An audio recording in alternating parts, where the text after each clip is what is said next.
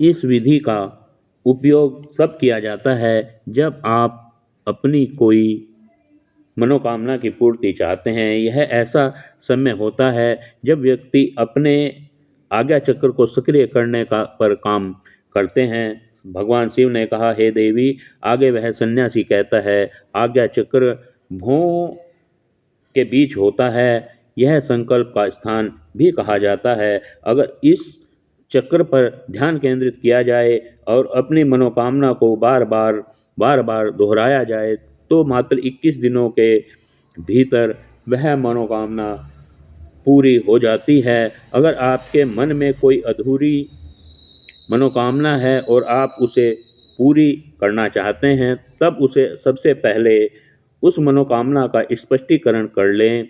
आपको क्या चाहिए यह निर्णय अवश्य कर लें। इसके बाद ध्यान की विधि को शुरू करें। ब्रह्म मुहूर्त में स्नान के बाद एक ऐसा स्थान चुनें जहां पर वायु का प्रवेश हो। ध्यान में शुद्ध प्राण वायु का होना आवश्यक होता है। ध्यान की मुद्रा में रीढ़ की हड्डी सीधी होनी चाहिए, साथ ही गर्दन भी सीधी होनी चाहिए।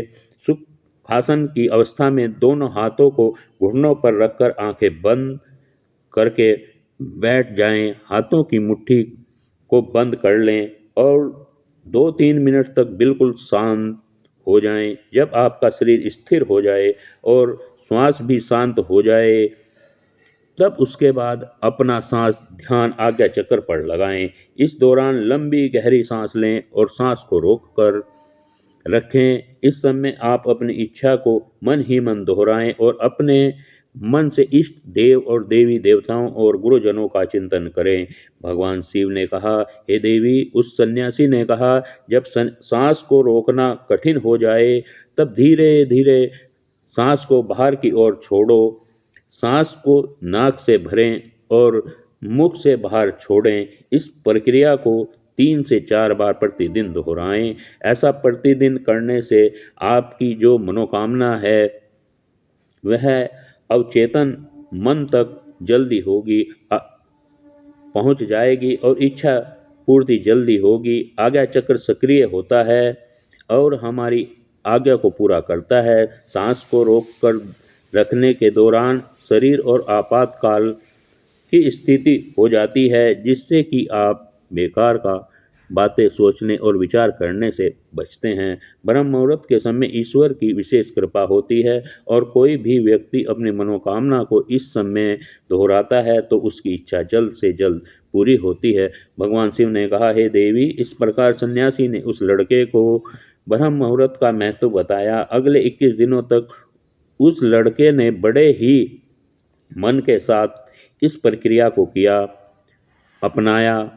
अब वह बहुत ही ज़्यादा अनुशासित और शांत स्वभाव का बन चुका था। उस लड़के ने जैसे ही अपना संकल्प पूरा लिया, उसके बाद वह लड़का बड़े ही प्रसन्न भाव से सन्यासी के पास पहुंचा और कहने लगा, हे गुरुदेव, मैंने 21 दिनों का संकल्प पूरा कर लिया है, अब कृपया मुझे सफल होने का मंत्र बताइए।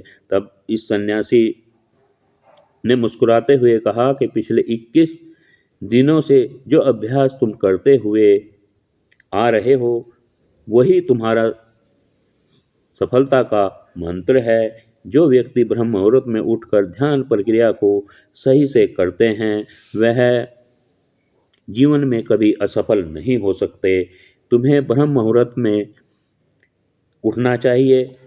तुम्हें ब्रह्म मुहूर्त का रहस्य पता चल चुका है, अब तुम इसे जीवन पर्यंत करो। तुम्हें जीवन के लक्ष्य और सफलता दोनों प्राप्त होंगे। इस लड़के ने सन्यासी को धन्यवाद दिया और ब्रह्म मुहूर्त के नियमों का पालन जीवन पर्यंत तक करने का वादा भी किया।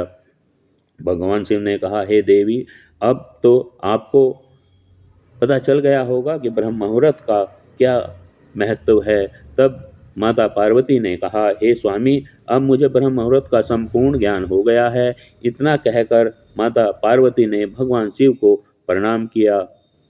वीडियो अगर पसंद आया हो तो वीडियो को लाइक और हमारे चैनल को सब्सक्राइब करें और अपने दोस्तों के साथ शेयर करें। ओम नमो नारायण। जय शंकर। हर हर महादेव।